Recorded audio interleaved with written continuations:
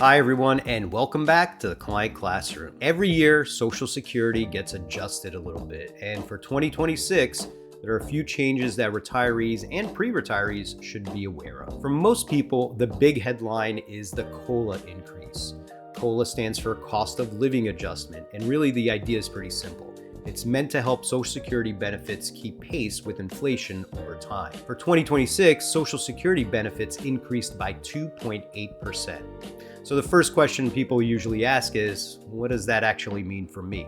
Well, if somebody was receiving a $2,000 a month benefit from Social Security, a 2.8% increase would raise that payment roughly $56 per month. On paper, that sounds pretty straightforward. But one thing people often notice is that the increase may not necessarily feel that large once Medicare premiums and other rising expenses are factored in, especially healthcare costs.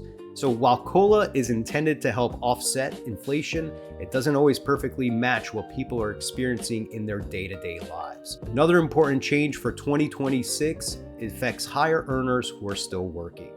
The maximum amount of income subject to Social Security tax increased to $184,500. And really, what that means is that if you're a higher income earner, more of your wages may now be subject to payroll taxes. There were also updates to something called the Retirement Earnings Test. This is one of those areas that creates a lot of confusion, especially for people who are transitioning into part-time work or easing into retirement gradually. Basically, the Retirement Earnings Test applies to people who are collecting Social Security before full retirement age while continuing to work.